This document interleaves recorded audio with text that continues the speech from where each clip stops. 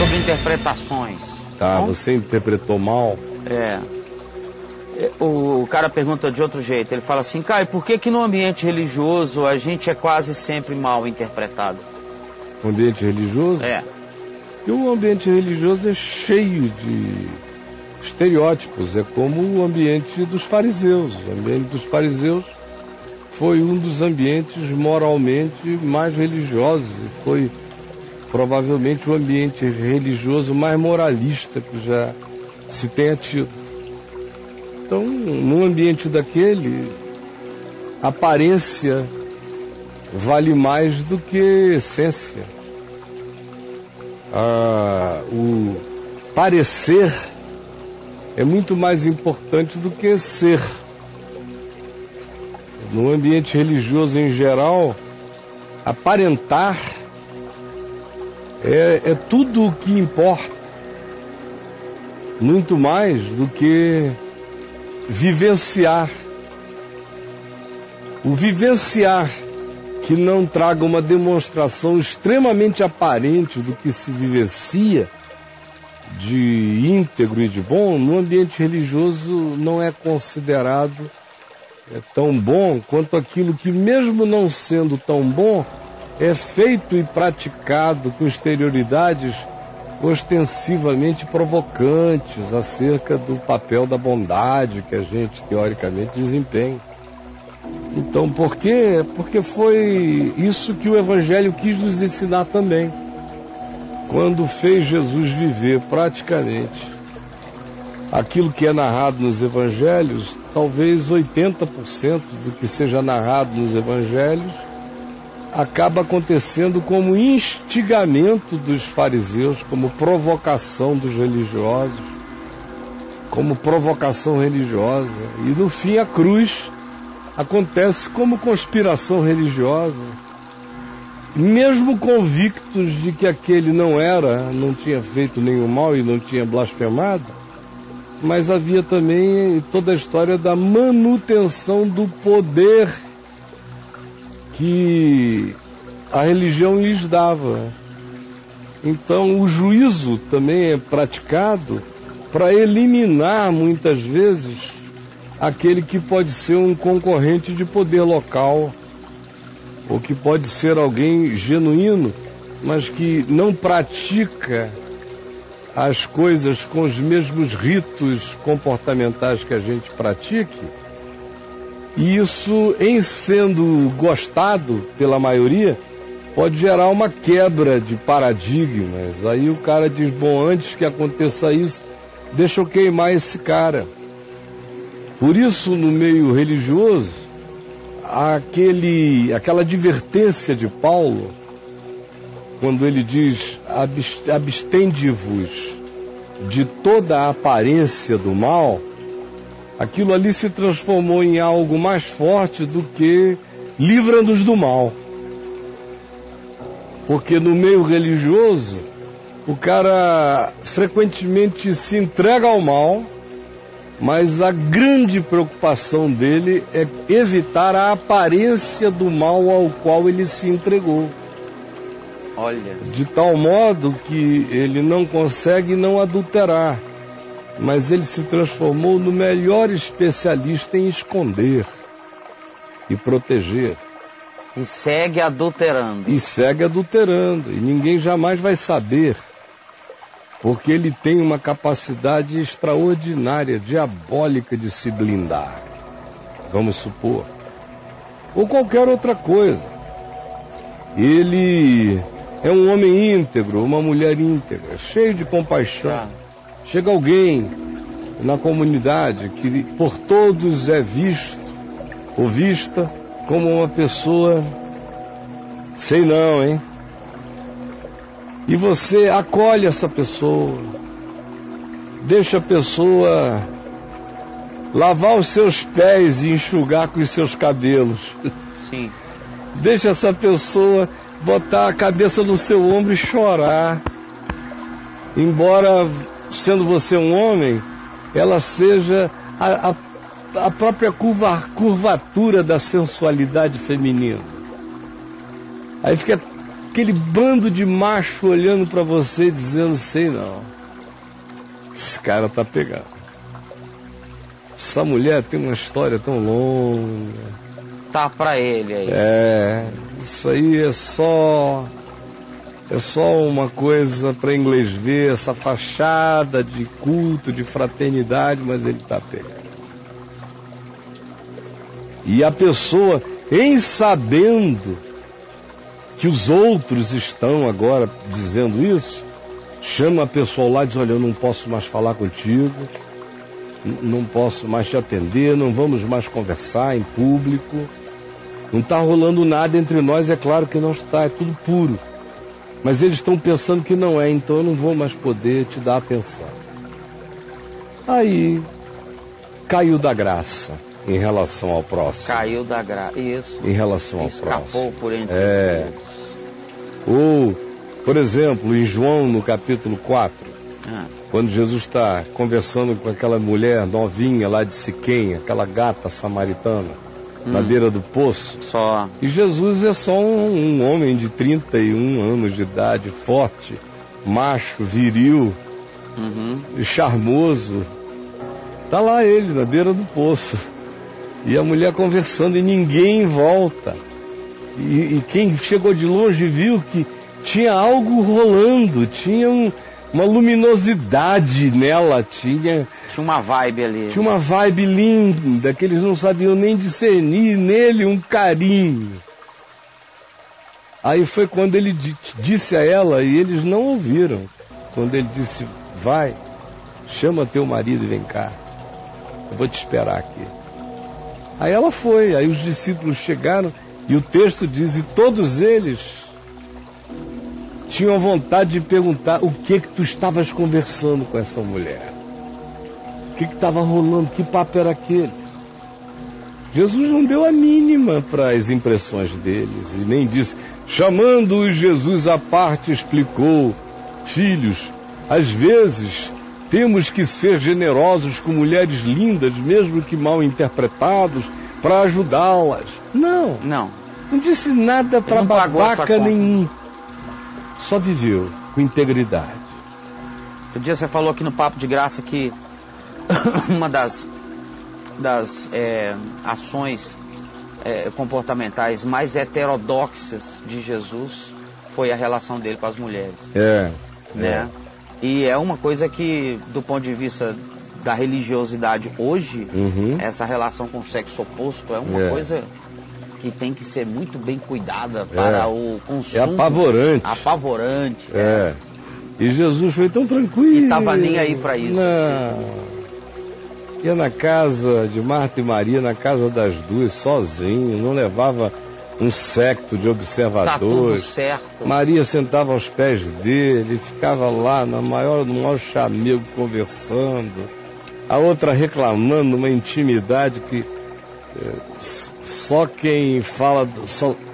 Falando daquele jeito, precisa ter muita intimidade para assim se pronunciar como Marta fez, né? Dando aquela bronca lá.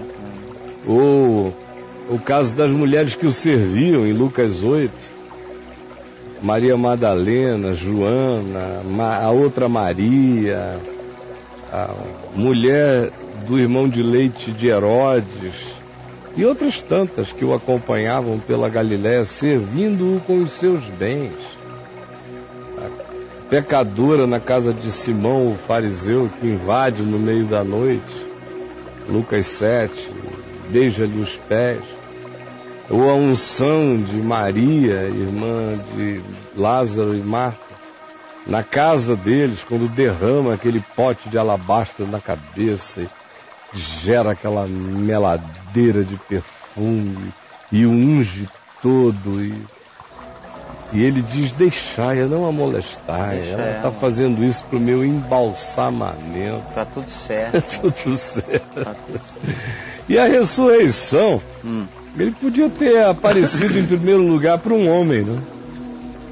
Mas apareceu em primeiro lugar para uma mulher, para Maria Madalena, que já queria dar um maior agarrão nele. Ele disse, não me toca não, porque esse tempo do abração acabou, agora você vai ter que me abraçar no espírito. na consciência da fé. Não tem mais toque entre nós. Caio, a religião é cega para essas sutilezas comportamentais? Ela não quer enxergar, ela tem pavor. Por que ela não da vê normalidade da vida? Essas coisas. A religião tem medo da naturalidade da vida. A religião odeia a natureza da vida. Ontem eu fui num parênteses rapidinho, eu fui levar a Bianca para ver o namorado dela tocar. Ele é guitarrista de uma bandinha e tal, e ele estuda. E o professor dele foi fazer um show de rock, punk rock, Caião. Paulada. Neguinho de tatuado e tal, uma tribo rock and roll lá no Ducina. Fui levar a Bia lá, ele ia fazer uma participação, ela doida pra ver o Bruno tocar e tudo. Falei, vamos lá. Cheguei lá, rapaz. Mas é um ambiente, assim, muito diferente do ambiente que eu frequento e tal, enfim. E cheguei entrando de boa. Paguei um mico lá do tipo, estava vendendo uma camiseta lá, escrito Etno.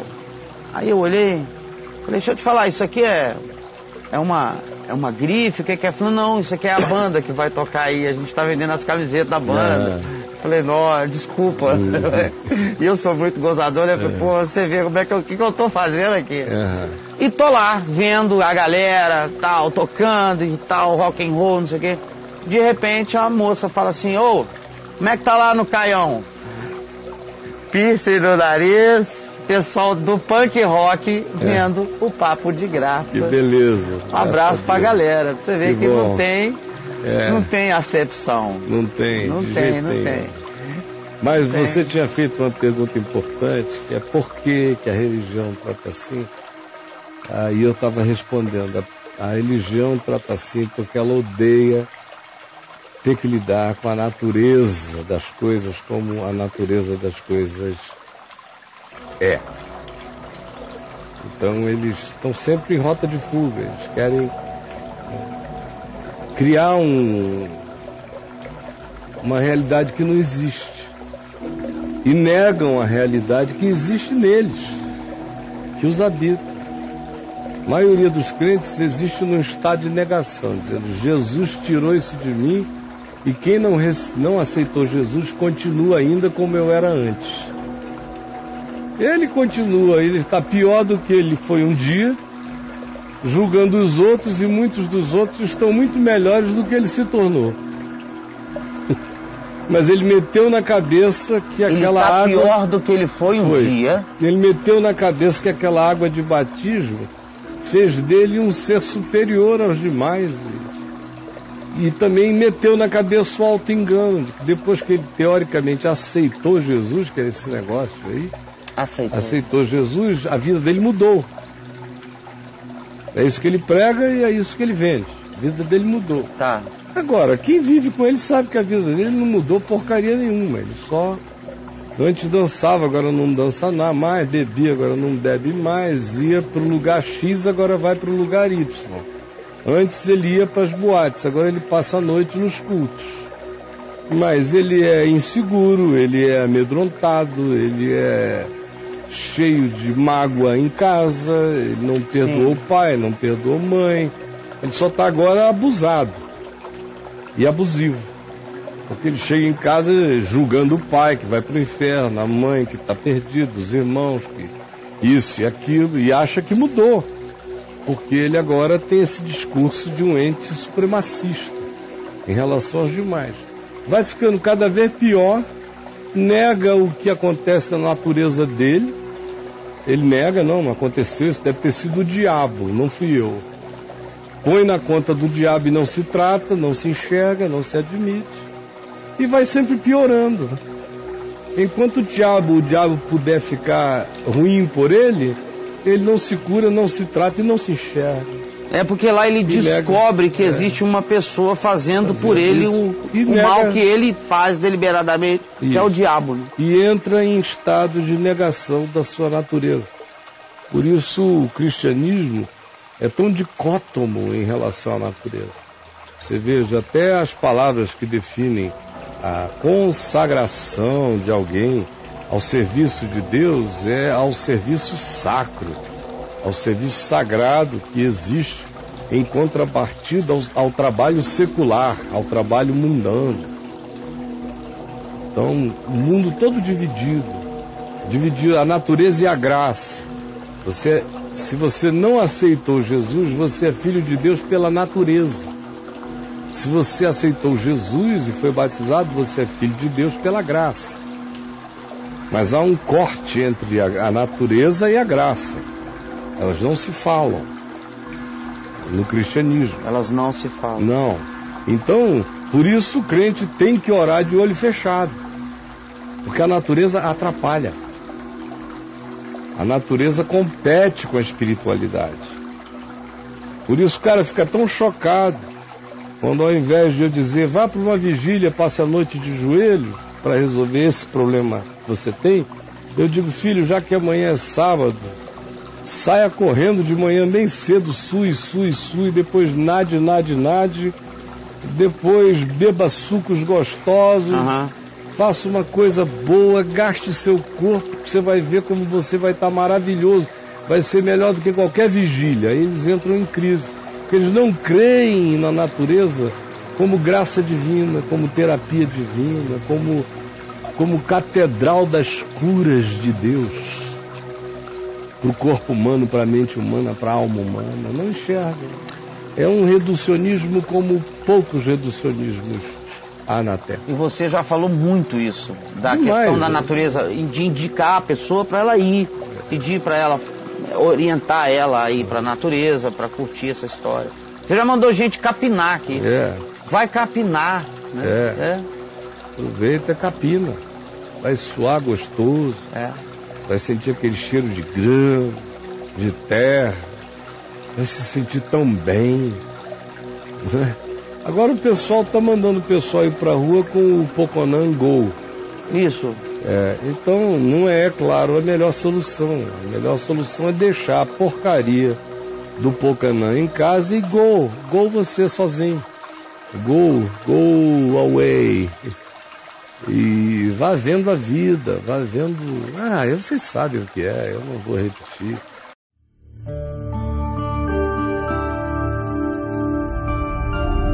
Vem IVTV, o canal é você.